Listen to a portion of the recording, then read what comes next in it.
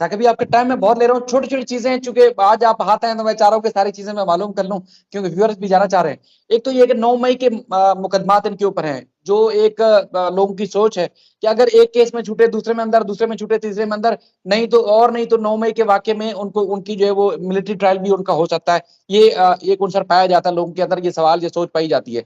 दूसरा, आप पूरा माहौल नहीं देख रहे कि जिस तरह एमक्यूएम लंदन के ऊपर एक गैर इलानिया सी पाबंदी है कि आप बाहर निकलते हैं, एहतजाज करते हैं, गिरफ्तार कर लिए जाते हैं, नजरबंद हो जाते हैं। तो पीटीआई के ऊपर भी तो हम यही देख रहे हैं कि गैर इलानिया सी पाबंदी है। पाबंदी वैसे ऑफिशियल नहीं है, लेकिन ये है कि एक्टिविटी नहीं होने दी जा रही। तो इमरान खान अंदर हूं या बाहर हूं, तो इमरान खान तो इलेक्शन से आउट होते नजर नहीं आ रहे आपको? मसला ये है शाहिद भाई कि 16 सितंबर को जस्टिस काजी फाइज ईसा वो सुप्रीम कोर्ट के जज बनने जा रहे हैं, और जस्टिस काजी फाइज ईसा के साथ जो एक परसेप्शन है कि उनके साथ एक पूरा ग्रुप है उनका, और उसमें जस्टिस अतर मिनल्ला है, जस्टिस मंजूर अली शाह हैं, जस्टिस याया अफरीदी हैं, जस्टिस सरदार तारिक हैं। ये वो जजेस हैं जो इंडिपेंडेंट माइंड है। मैं आपको बता दूं, मैं कोई प्रिडिक्ट नहीं करता, कोई जो हमारी ऑब्जर्वेशन होती है ये मतलब गलत भी हो सकती है, लेकिन मेरा ये ख्याल है कि अगर इमरान खान नवंबर में बाहर आ गए और इलेक्शन अनाउंस हो गए, इमरान खान ने सुप्रीम कोर्ट से रजू किया कि हमें इलेक्शन में जो एक लेवल प्लेइंग फील्ड है वो नहीं दी जा रही, हमारे लोगों को गिरफ्तार किया जा रहा है, हमें पॉलिटिकल एक्टिविटीज नहीं करने दी जा रही, तो मेरी सिक्स सेंस ये कहती है कि supreme court definitely Imran Khan को रिलीफ देगी इस मामले में कि उनको कहीं पे भी पॉलिटिकल एक्टिविटीज में रुकावट ना हो, या इस किस्म का मामला ना हो, और तमाम पॉलिटिकल पार्टीज को लेवल प्लेइंग फील्ड मिले। मेरा ये ख्याल है कि जस्टिस काजी फाइज ईसा का जो किरदार है वो आइंदा इलेक्शन के हवाले से बहुत ही आम है, बहुत ही आम है।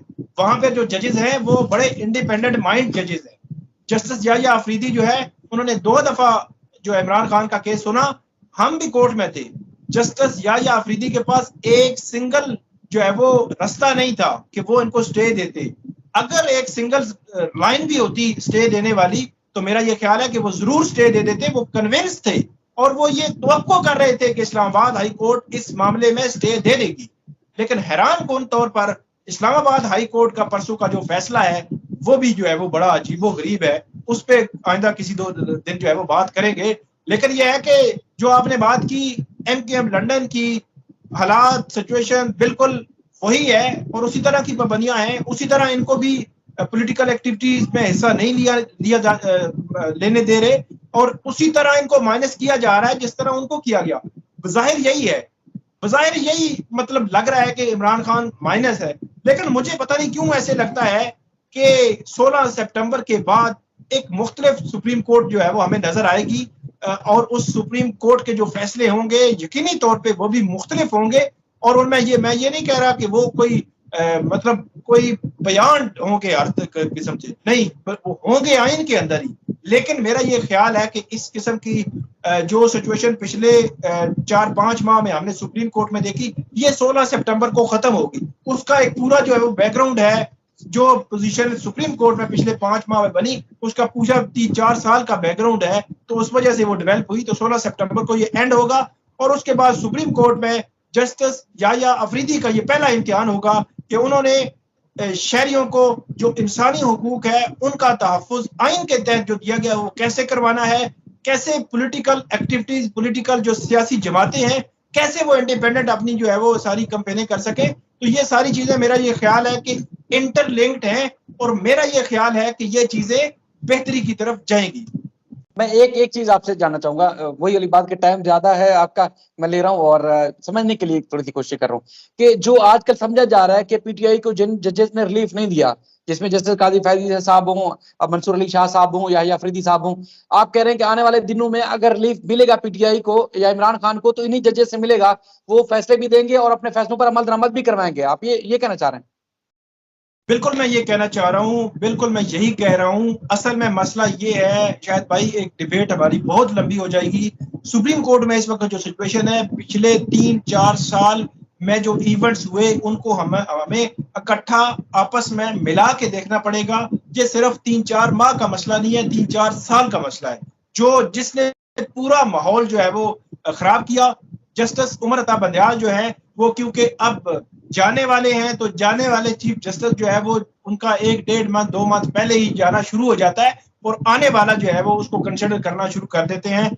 तो मेरी ये राय है, क्योंकि मैं बहुत सारे जजेस को जानता भी हूँ, उनकी राय भी जानता हूँ, और उनका जो आइन के हवाले से आइन में दी गई जो पॉलिटिकल पार्टीज को हों या पॉलिटिकल वर्कर्स को हों या सिविल सोसाइटी को हों या आम या सहाफ़ी या सहाफत या आज़ादी राय, इस किस्म की जो आरा हैं उनकी बड़े क्लियर है माइंड, बड़ा ही क्लियर है माइंड। तो मेरा ये ख्याल है कि चीजें जो है वो 16 सितंबर के बाद यकीनी तौर पर जो है वो आगे बढ़ेगी।